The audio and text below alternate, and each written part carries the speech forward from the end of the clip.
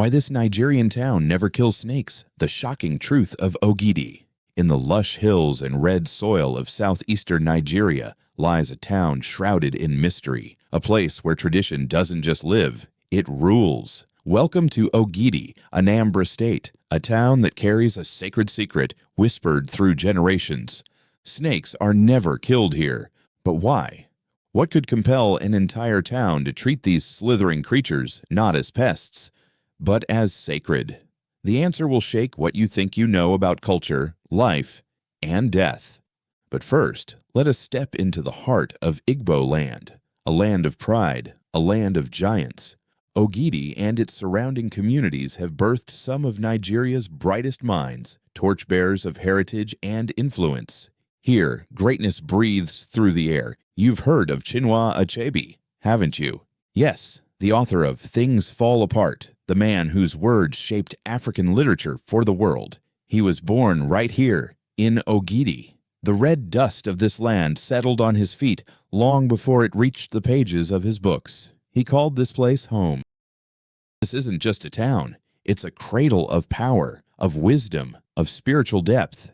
And within that depth lies a rule you must never break. Do not kill a snake. Ever. Why? What could be so special about a creature feared by the world? You are about to uncover a truth more ancient than memory itself. Welcome to Ogidi. Welcome to the town that never kills snakes. The sun was unforgiving that afternoon. It hung above Ogidi like an all-seeing eye, hot, blinding, watching. A stranger had come into the town that day. His name was Depot, a road surveyor sent by a company that wanted to lay new tar across the old village paths. He was from the west, confident, fast-talking, wearing boots that kicked up the sacred dust of a town older than his memory. He had not grown up hearing the stories. He had not knelt before the ancestral shrines. He did not know what it meant to walk carefully in Ogidi.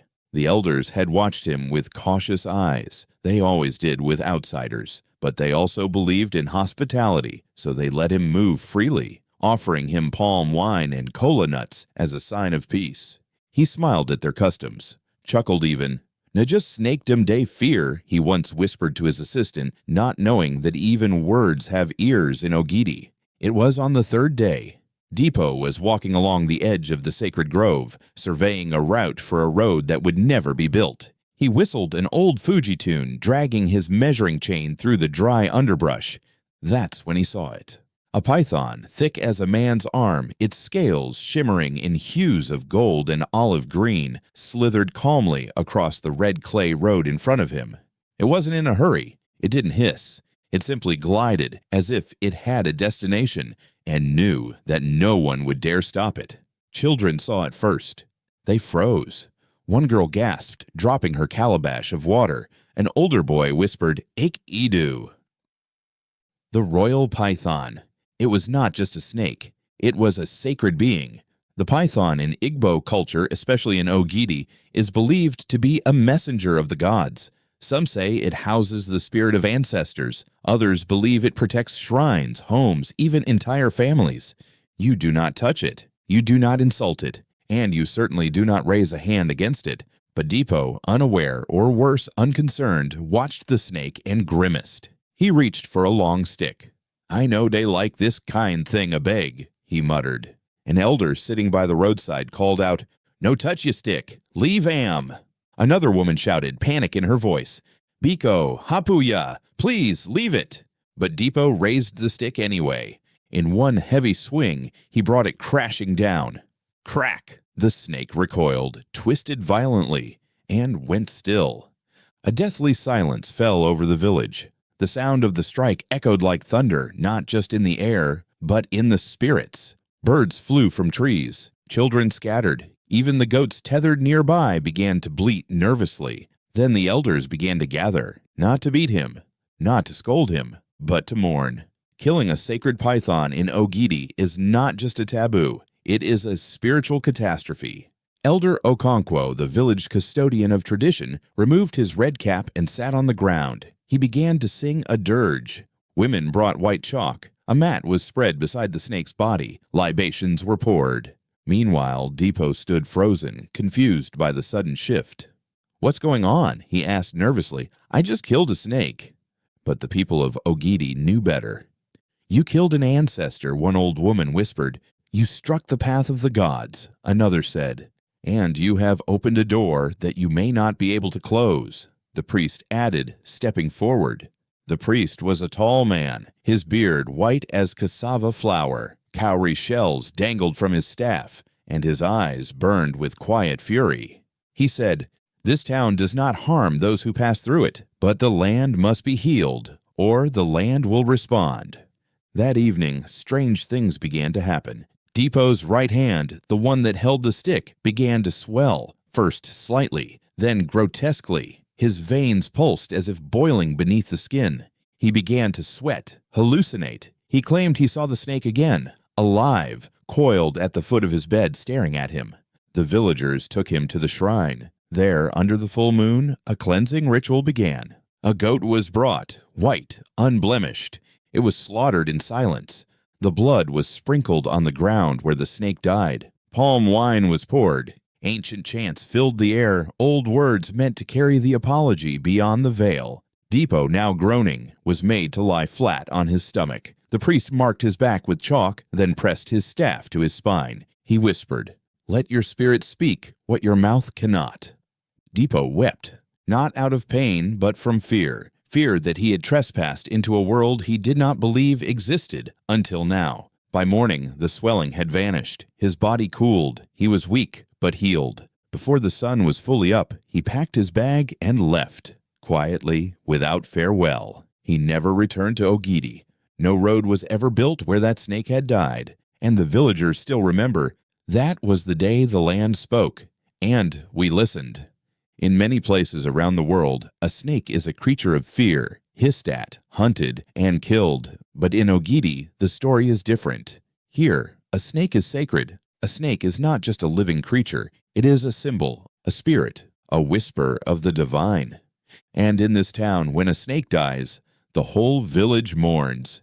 You heard that right. In Ogidi, when a python or even a lesser serpent dies of natural causes, it is given a funeral. Not a casual disposal, not a burial behind the compound, but a full-blown traditional funeral, complete with mourners, dirges, colonuts, libations, and sacred rituals.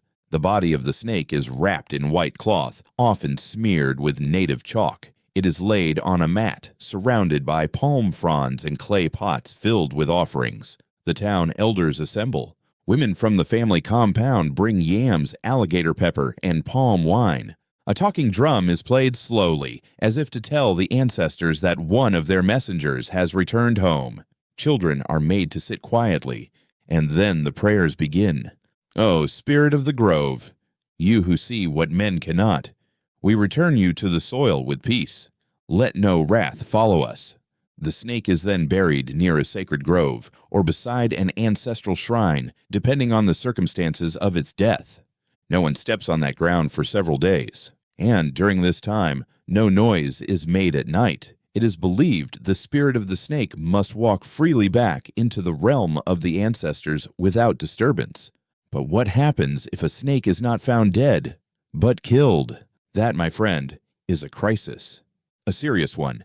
There are only 3 explanations when a snake is killed in Ogidi. 1. Ignorance. A stranger or child didn't know the rule. 2. Fear. The person panicked and struck. 3. Defiance, the rarest and most dangerous of all. Each case is handled differently. If it's ignorance, the town elders convene. They assess the situation. The person must confess, offer apologies, and immediately sponsor the burial rites of the snake. This includes bringing a white goat for cleansing, providing palm oil, wine, and fowls, sponsoring drummers and singers for the ritual night. And then, a public apology must be made, usually under the iroko tree in the village square. If fear was involved, the person is forgiven, but they are warned. They must not touch or harm a snake ever again. But if the act was deliberate, that person may be banished, or worse, cursed by the land itself. The villagers still talk about Obiora, the younger brother of the late high priest. He had traveled abroad for 20 years, to Europe, then America. When he returned, he was educated, well-dressed, and confident, but he laughed at the traditions, called them backward. One night, a python crawled into the backyard of their compound, curling around the base of a mango tree. The villagers gathered, offering it kola nut and praying softly. But Obiora, he lit a firecracker and tossed it at the snake. "Let the gods catch this," he mocked. The snake slithered off, unharmed, but the town elders warned him sternly, "You have disrespected not just the animal, but the ancestral order." 3 days later, he collapsed. No one could explain it. Doctors were called, nothing found. By the 7th day, he was paralyzed from the waist down. The high priest, his own brother, pleaded with the spirit world. A cleansing was performed, sacrifices were made, but Obiora never walked again. He lived, but the town believed he had been marked. To this day, mothers in Ogidi tell their children, "Do not mock the snake, it does not forget." To the outsider, this may seem excessive. A snake, after all, is just an animal, right? Not in Ogidi. Here, the snake is a symbol of continuity, of reincarnation. Some believe ancestors are reborn through pythons to watch over their lineage. Others believe snakes carry messages from Allah, the earth goddess. The python, in particular, is linked to the Idamili deity, goddess of morality, order, and water. She is the invisible judge of truth, and her serpent messengers are the eyes of justice. When they appear, people stop what they're doing. When they cross paths, people offer silent prayers. And when they die, the land is shaken. This is not just about snakes. It is about memory. It is about respect. It is about the old ways, whispers that modernity cannot erase. In Ogidi, to kill a snake is not simply to end a life. It is to offend the unseen. And here, the unseen watches closely. In Ogidi, the rules are not just written in books. They are carried in the voice of the people. The traditions do not sleep in the shrine alone. They are breathed out in stories, told around fires, whispered at the edge of dreams. If you want to understand why this town never kills snakes, you must first listen. The testimony of Mammon Wakego. I was only 17. My father had gone to war, and our compound was full of silence and fear. One night, I saw a snake in my dream. It was large, twice the size of any I had seen. It didn't hiss or bite. It just watched me. And then it spoke, in my mother's voice. It said, "Do not leave the gate open. Protect what remains." I woke up shaking. That same night, thieves came to our neighbor's house and stole everything. They never touched ours. Why? Because my mother's spirit had warned me. Through the snake. She pauses, then leans in. Since that day, when I see a snake, I greet it. I say thank you, not out of fear, but because it sees what I cannot. Another story of Pa Nemika. You ask why we don't kill them. Let me tell you a story. In 1967, during the war, soldiers were marching through our land. They burned villages, shot people who dared speak. We hid in the forest. My younger brother was crying. I remember this because he was always scared. Then, the python came. From nowhere, it slithered in front of our cave and coiled itself tightly at the entrance. The soldiers came, but when they saw it, they refused to enter. They said it was an omen. They left. That python stayed there till morning. Then it disappeared. My brother lived. We all lived. Since then, any time a snake enters our yard, I pour water on the ground and say, "Dalu, thank you." What of Adaobi? To be honest, I didn't understand it at first. I went to school in Lagos. People there kill snakes like it's nothing. One time, a green mamba entered the classroom, and 5 boys chased it with sticks. So when I came back here after university and saw a snake in our backyard, my first instinct was to call someone to kill it. But my grandmother stopped me. She slapped my hand lightly and said, "Don't ever disgrace our spirits." That night, I sat with her and asked questions. She told me about how her own mother once lost a child, and a snake appeared the next day in the child's bedroom. It didn't harm anyone. It just stayed there for hours, then left. Since then, she believed the snake was the spirit of that child, coming to say goodbye. That's when I started to understand. This isn't just a belief. It's part of who we are. A snake here is not just alive, it's listening. One tale rarely told to outsiders comes from a time not long ago. A man, whose name we'll keep secret, was walking through the Inquo Forest Trail at dusk. He was a hunter, bow slung over his shoulder. He was not a believer. In fact, he often joked, "If I see a python, I'll make pepper soup that day." But that evening, he met one. The python stretched across the path like a woven mat, its tongue flicking, its eyes still. The hunter raised his bow, aimed, and then the snake spoke. "If you strike me, you will lose what you love most." The man froze. He blinked. The voice was not in the air, but in his chest. He dropped his bow, trembling, turned around, ran home. That night, his wife miscarried, months of joy, gone in a heartbeat. He never hunted again. Till this day, he leaves an offering of eggs and white chalk by the forest trail every full moon, not because he fears, but because now he believes. Hear from the chief priest. The snake is not just a beast. It is a bridge between life and death, between this world and the spirit realm. In Ogidi, when you see a snake, you are not being tested. You are being watched. And those who watch, remember. And so, in this town of scholars and spirits, of red earth and revelation, the truth is clear. You do not kill a snake in Ogidi. You listen, you respect, and sometimes you bow.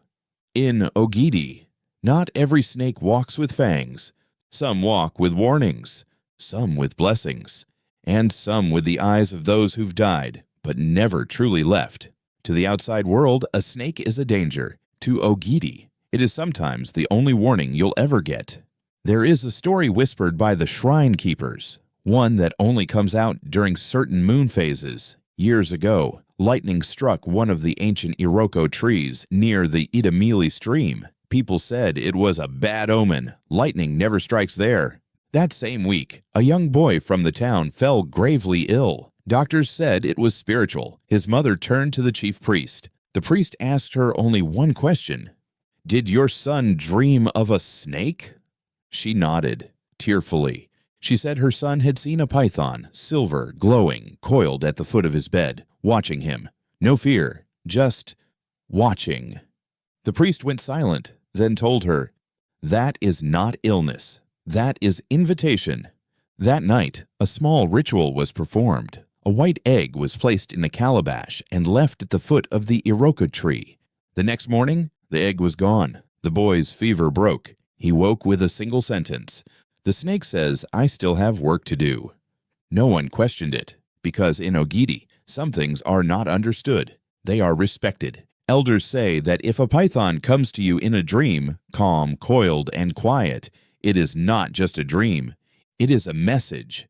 It could be a warning against betrayal, a signal of impending danger, or a command to fulfill a spiritual duty you've neglected. But there's one rule. If the snake speaks, you must never forget its words, because what is spoken by the spirit world must be fulfilled in the waking one. One young woman, Onyenyechi, dreamed of a snake circling her feet as she stood on a riverbank. In the dream, it whispered, "Turn around. The one behind you is not your friend." She awoke shaken. Later that week, she discovered her closest friend was planning to elope with her fiancé. She left town for 6 months. She later married a man from Nui, quiet, kind, and deeply spiritual. "The snake saved me," she says, "not with venom, but with vision." There's an old house near the Ogidi boundary, built with red bricks and thatched roof, still standing after nearly 100 years. People call it the House of the Watchers. Why? Because no thief has ever successfully robbed it. Twice they tried. Twice they fled, screaming of a snake with glowing eyes sitting atop the compound's gate. One thief later confessed that as he tried to climb the back fence, something coiled around his waist. He looked down and saw the body of a massive python, but when he turned his torch on, it was gone. He collapsed. He swore never to steal again. That family, their great-grandfather was once the high priest of Idamili. It's said that when he died, his spirit never left. It simply changed form. "He still protects us," one granddaughter says. "We do not kill snakes here. We offer them water and eggs, and in return, they guard us." In Ogidi cosmology, death is not the end. It is a circle, a return. Some believe that ancestors, especially those who died unjustly or with unfinished purpose, may return through the form of animals, often snakes. One story is particularly haunting. A boy named Iboob lost his twin sister at birth. She was named Amara. The mother was devastated and often prayed at her grave. Years later, when Ebube was 7, a small striped snake began appearing near their home every week. It would sit on the family's doorstep, never entering, never hissing, just sitting. The boy began calling it Nwana, my sister. The villagers said it was foolishness, but the mother, she believed. The snake stayed for years. On Eboob's 15th birthday, it appeared one last time, circled his feet, and slithered away into the forest. It never came back. That night, Eboob dreamed of his twin. She smiled, touched his forehead, and whispered, "I stayed as long as you needed me." Some things cannot be explained with science. They are not meant to be. They are truths of the soul. In Ogidi, the snake is more than sacred. It is a witness, a protector, a teacher, and sometimes a loved one returning to say, "I'm still here, watching." And so we return to the land where the snake is not hunted, but honored, to the town where silence carries weight, and every footstep might be watched by an eye that doesn't blink. Ogidi, an ancient place, a town of story and spirit, a place that has chosen, generation after generation, to respect what others fear. You've heard the stories. The stranger who struck a serpent and was struck back by forces he didn't believe in. The mother who was warned by a dream and protected her home. The family that leaves eggs by their doorstep and has never been robbed. The boy who spoke to a snake and heard his lost sister's voice. These are not urban legends. They are living traditions carried by breath, by ritual, by memory. In today's world, tradition is often mocked. We chase the future so fast, we forget the stories behind us. But what if the past has something to teach us? What if respect for nature, for the unseen, for our ancestors, is not ignorance, but wisdom? What if Ogidi isn't just an outlier, but a mirror? A mirror showing us what we have forgotten, that not everything must be controlled, that not every fear needs to be fought, that sometimes the most powerful thing you can do is bow. Bow not in fear, but in recognition, because the snake is silent. It watches, it waits, it does not shout, it listens. Just like tradition, it does not fight unless provoked, it keeps its path unless blocked. It doesn't roar, it whispers. And sometimes those whispers carry the voice of the divine. To kill a snake in Ogidi is not just to end a life. It is to strike memory, to silence a spirit, to reject a message. That is why the rule has never changed. Do not kill a snake in Ogidi, because no matter how far the world runs, some truths should not be outrun. In Ogidi, man and nature are not at war. They are in dialogue. The land is not owned. It is borrowed from the ancestors and the unborn. And snakes, they are not invaders. They are citizens. They are ancestors, watchers, prophets. In a world where we bulldoze forests and erase stories for profit, Ogidi stands as a living reminder that some things are too sacred to touch. It's easy to overlook places like Ogidi, small town, quiet roads, old people with older ways. But remember, this is the town that gave birth to Chinua Achebe, the father of African literature. You've walked through the sacred paths. You've looked the serpent in the eye and asked, why? But the real question is not, why don't they kill snakes in Ogidi? The real question is, what sacred truths have you forgotten? What have you silenced? What old stories are whispering to you? And will you finally listen? Because in the end, the snake does not chase. It waits. And the land always remembers. This is the shocking truth of Ogidi, a town where silence is sacred, and every snake is a story still being told. Subscribe for more African folktales, cultures, hidden truths, and forgotten wisdom.